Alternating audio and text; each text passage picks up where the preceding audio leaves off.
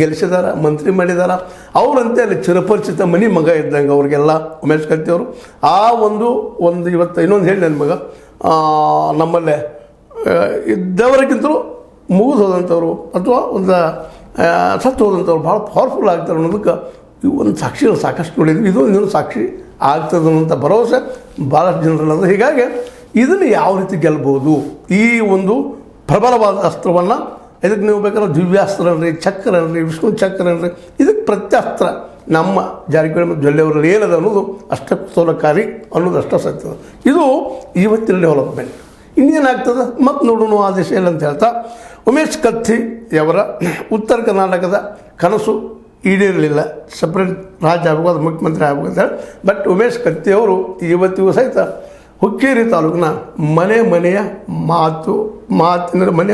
ಮಾತುಗಳಲ್ಲಿಯೂ ಮಾತುಕತೆಯ ವಸ್ತು ಅಥವಾ ವಿಷಯ ಆಗಿರೋದಂತ ಸತ್ಯ ಅಂತ ಇವತ್ತು ಉಮೇಶ್ ಕತ್ತಿಯವರ ಈ ಒಂದು ಉತ್ತರ ಕರ್ನಾಟಕ ಕನಸುಗಾರ ಪುಸ್ತಕದ ಲೋಕಾರ್ಪಣೆ ಆಗುವ ಜೊತೆಗೆ ಅನೇಕ ದಿಗ್ಗಜ ಲೀಡರ್ಗಳು, BJP ಲೀಡರ್ಗಳು ಬರುತ್ತಿರುವಂಥ ಎಲ್ಲ ಸಾಧ್ಯತೆ ಇರೋದರಿಂದಾಗಿ ಇದು ಒಂದು ಸ್ವಲ್ಪ ಕಬ್ಬಿಣದ ಕಡಲೆ ಜೊಲ್ಲೆ ಮತ್ತು ಜಾರಕಿಹೊಳಿ ಅವರಿಗೆ ಆಗ್ಬೋದು ಈ ಹೆಜ್ಜೆ ಅಂತ ಹೇಳ್ತಾ, ನಮ್ಮ ಉಮೇಶ್ ಕತ್ತಿಯವರು ಹುಕ್ಕೇರಿ ಮತ್ತೊಮ್ಮೆ ತಮ್ಮ ಕತ್ತಿಯವರ ಮಡಲಲ್ಲಿ ಉಳಿಸ್ಕೊಳ್ಳೋದಕ್ಕೆ ಒಬ್ಬ ಏನಂತೀರಿ ನೀವು ಪ್ರಬಲವಾದಂತಹ ಆಧಾರ ಶಕ್ತಿ ಆಗ್ಬೋದೇನೋ ಅಂತ ಹೇಳ್ತಾ, ಇದು ನಿಮಗೆ ಲೈಕ್ ಆಗಿರ್ಬೋದು. ಲೈಕ್ ಮಾಡಿ, ಶೇರ್ ಮಾಡಿ, ಕಾಮೆಂಟ್ ಮಾಡಿ, ಜೊತೆಗೆ ಸಬ್ಸ್ಕ್ರೈಬ್ ಆಗೋದು ನಿಲ್ಲಿಸಿ ಹೋಗಬೇಡಿ. S60 ನ್ಯೂಸ್ ಅರ್ಥಾತ್ ಚಿತ್ರವಿದು ಸತ್ಯದ ಕೈಗಳಲ್ಲಿ ವಂದನೆಗಳು.